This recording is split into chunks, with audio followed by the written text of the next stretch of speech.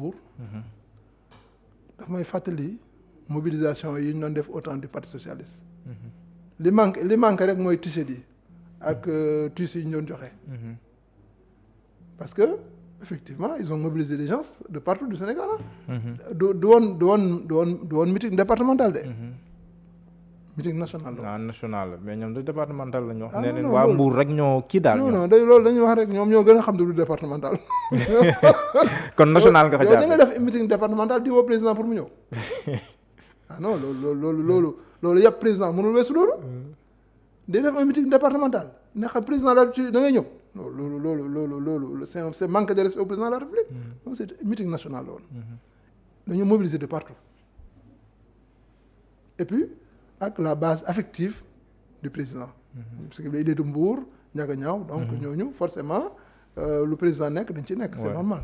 voilà parce que moom mooy seen mbokk la quoi. mais man échec bi moo ko gisee.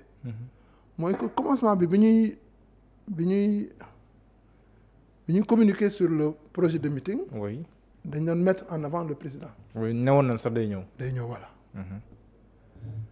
mais président le fait que ñëwul pour man te foofu laa jàpp ne loolu. ñoom dañu échouer lamentablement. et que ñoom à partir de cet instant war nañoo gën a tey. ah bon ah oui lu tax parce que pour man dañoo atteindre seen limite parce que ils n'ont pas réussi à mobiliser le président ils n'ont pas réussi à faire venir le président. malgré li ñu ci wax yëpp. projet de voyage waaw voyage mais président ses voyages sont connus au moins un mois à l'avance. d'autant plus que on en a parlé au dernier conseil des ministres. oui donc président son service de protocole dafa maîtriser son calendrier. de voyage donc argument boobu taxawul. après bi ñu génnee ci argument lu ñuy wax argument sécuritaire. mais ana gendarmerie. ana police. non gars yi moom mën nañu ko sécuriser. quand même. président mën na dem fépp Sénégal ñu sécuriser ko. mais loolu la. le GIGN ñu ñëw sécuriser le président ba mu ñëw fa am fa 1h30 dem yoonam. c'est que président dafa xam ne que c'était un piège pour lui. ah oui non parce que su fa demoon. waaw rupture lay doon définitive entre moom ak Pastef. et jàpp naa ne qu'il allait signer son acte de mort politique à Mbour. waaw ñenn ñi wax sax acte de naissance la noonu doon wala de renaissance. acte de mort politique du président Bassirou Diomaye Diakhar Faye. il a compris très tôt côté boobu maa ngi loué son intelligence politique parce que su demoon dana yàq lu bëri te loolu dootu ko mën defaraat su demoon Mbour. dana yàq lu bëri. mais bu fa demoon tenir un discours def appel aux dem bi forces rek vives de la nation. fekk fa un public effervescent. est-ce que dina wax loolu parce que moom il serait dans une posture politique. il a été convié par la coalition moom ñu invité ko en tant que comprendre naa maa ngi koy dégg muy wax ci kii bi. vidéo kii maanaam lien affectif. bi mu am ak la coalition. waaw ngor bi. encore que coalition bi muy wax bii nii. bokkul ak boobu de. lu différence non de coalition boobu. Habib Sy moo ko doon jiite. y avait ñu Aïda Mbodj. soxna Aminata Touré. Aminata Touré elle est venue après. oui. Aminata Touré elle est venue après. oui c'est vrai. mais xam nga moom c'est une femme d'engagement. waaw bi mu ñëwee dafa ñëw rek sol sa tenue de combat. voilà mais elle est venue après. ñoom Abdourahmane Diouf. Abdourahmane il n'était pas de coalition Diomaye Faye. waaw il est venu après. waaw mais moom nag nee na leen président nee na yéen fa ngeen signé pacte astafurlah fa ngeen signé charte bokkul moom fa mu signé charte. non wax man loolu message la de. non je ne parle pas de signature de pacte mais le combat le terrain le combat. mais moom on n'a jamais vu Abdourahmane Diouf sur le terrain. xam nga Abdourahmane Diouf kañ lañ ko gis. mais il était sur les plateaux di démonter yenn affaires yi surtout bi ay polémique juddoo ci programme bi ñuy wax poste vice président mooy polémique yooyu ak sur la monnaie après bi mu tamee gis président Diomaye à la prison moom moo ko wax waxtaan ak la muy waxtaan ak président Diomaye nee na moom fa mu signé sax bokk la yéen ngeen signé charte. ay tapale rek quoi. loolu yooyu la. non jamais en tout cas man mosuma ko gis sur le terrain. xëy na dem na ci plateau yi facile. li may def nii li ñu def nii yomb na.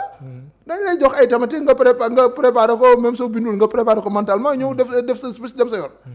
mais ñun combat moment boobu c'était un combat de terrain. man de mosuma gis Abdourahmane Diouf ci coalition Diomaye président originel. mosuma ko ci gis Mimi Touré nag moom on était ensemble. et puis donc les leaders yi newoon ci coalition Diomaye. ñoom ñëpp nekkatuñ fa léegi nekkatuñ fa les vrais leaders de Diomaye président à l'époque ils ne sont plus dans cette coalition là ay yaa Mimi Touré peut-être ay kii et puis am na lenn loo xam ne nit ñi dañu ko seetluwul gis nga bi élection bi amee ba ñu renverser le régime pas le régime mais ñu gagner les élections mais il y a eu énormément d'entrées dans le ci beaucoup d'entrées ay nit ñu bees ñu dugg ci coalition Diomaye président bi. oui beaucoup ça c'est après la victoire. oui mais au moment du combat kenn gisul woon. et donc Diomaye président dafa transformé wu sur le plan des ressources humaines ñu bëri ñu fi nekkoon nga xam ne ñoo doon activer levier yi nekkatuñ ci coalition boobu et donc mais ni muy amee lien affectif. ak ñoom Mimi Touré ak yooyu. ngor bi waaye. mais noonu la war a amee lien affectif nag ak ñeneen ñi donc man mi ay Dame Mbodj Guy Marius Sagna ñoom ñëpp ils étaient dans la coalition. Aïda Mbodj Habib Sy tout ñoom ñëpp ils étaient dans la coalition. donc ce lien affectif là doit être pour man ça doit être partagé. kon yow gisoo ne président ngor bi muy wax ne que moom moo ko boole ñee loolu ji na ko seen diggante yéen. daf ñu ko war a ji parce que ñun. yow sentiroo ko en tant qu'allié ñun ni mu ko waxee. ñun def na dugal nañ suñu xaalis. dem nañ sur le terrain. dem nañ ci campagne bi. mu meeting de clôture ba maa ngi woon ci bi ko Ousmane Sonko. à Mbour. kon yaa ngi foon. maa ngi ci tribune bi Mbour boobu ak bii nii defe naa. non comme yàlla ak yàlla yi. man ma tegoon sax. non comme yàlla méngale en terme de. non comme yàlla ak yàlla nag. comme yàlla ak ñoom ñaar comme yàlla Mbour 2024 Mbour 2026 ak bii nii comme yàlla ak yàlla yi waaw comme yàlla ak yàlla yi franchement. bi Ousmane Sonko di présenter Diomaye président Diomaye ak ses deux épouses. maa ngi toog moo leen woo ñoom ñett mu leen présenter au public. oui c'est vrai. loolu maa ngi toog kenn nettal ma ko. mais en ce moment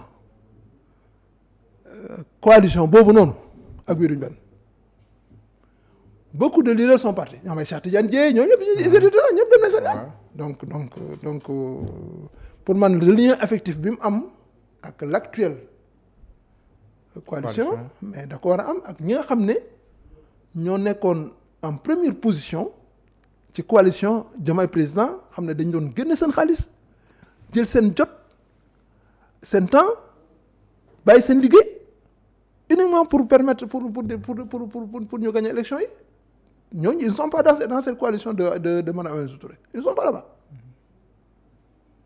donc le seul lien affectif doit être partagé entre ñoom te encore je redis que am na ñu bëri ñoo xam ne ñu ngi ci coalition actuelle bi nekkuñ fi woon au moment du combat. oui voilà ñooñu ñëw nag am na si ñoo xam ne nii jàpp nañ ne ay gros poissons lañ ay maires donc Cheikh Issa Sall mi nga xam ne nii tëri na un discours keroog loolu tamit est-ce que nekkul mi ngi wan ne que coalition mi ngi màgg et que force politique mi ngi koy làmboo.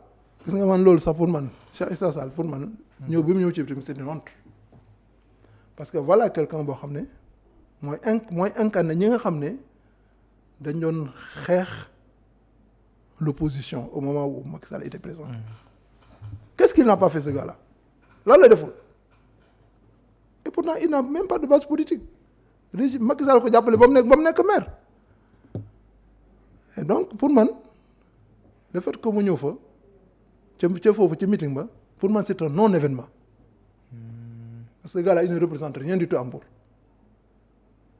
il représente du dara Mbour Mbour dañ ko vomir fi mu ne nii li ñu yàkkamte mooy élection 2017 ñëw ñu balee ko indi keneen.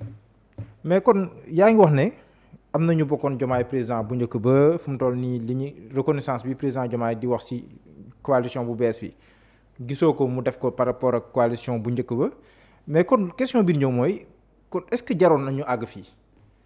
bu nekkee mbirum reconnaissance la ngor ak yooyu est-ce que kon jaroon nañu àgg fii. non rupture bi moom c'est vraiment dommage rupture bi c'est dommage parce que suñu sañoon ñun ñëpp dañuy ànd continuer nekk à côté de Pastef, du président Ousmane Sonko et du président Bassirou Diomaye Diakhar Faye.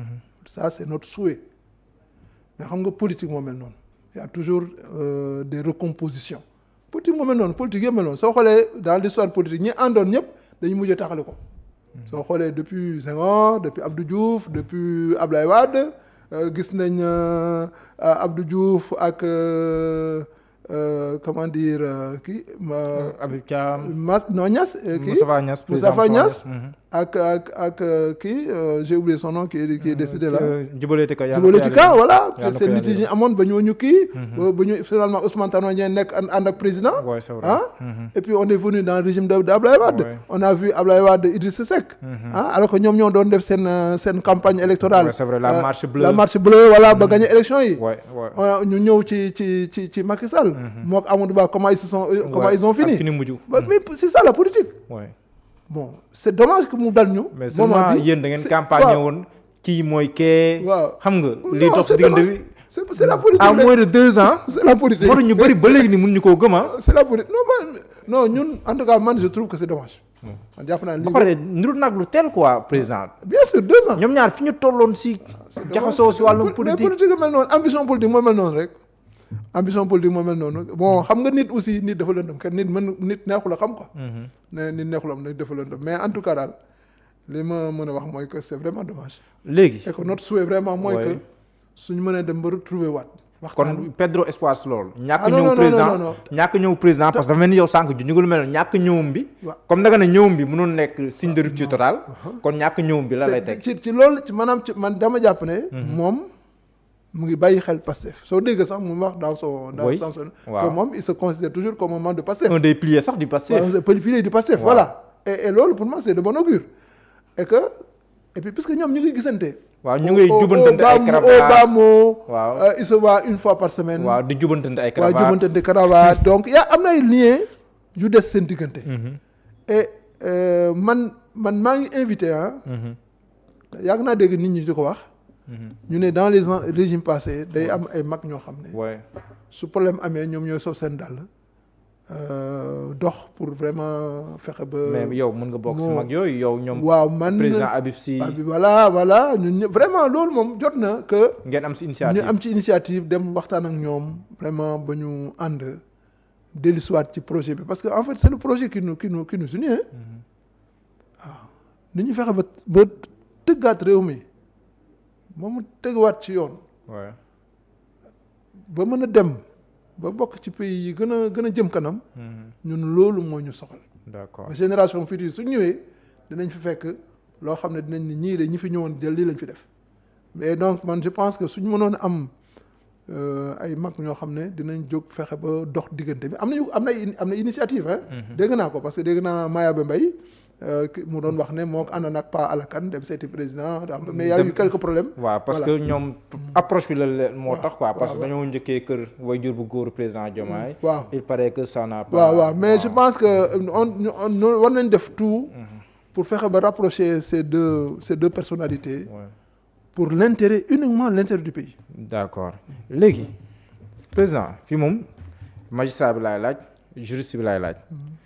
dañoo sumb modification code électoral. yéen ngeen am seen bos. président de la République am ay avant projet de loi am ba li si mujjee topp mais balaa boobu. juriste bi nga doon tey jii ndax jàpp nga ne ba léegi nii ak code électoral bii nii mën nañ poser wu ay questions ba léegi si ndax en 2029 incha allah bu ñu fi àggee est-ce que Ousmane Sonko dina éligible ou pas est-ce que cette question mérite d'être posée au moment actuel. Pour moi c'est un faux débat parce que. histoire bi yàggul. bi ñu génnee Ousmane Sonko d'abord ñu ngi commencé ci bi ñu ko génnee ci liste électorale yi. ensuite mu am cette péripétie judiciaire.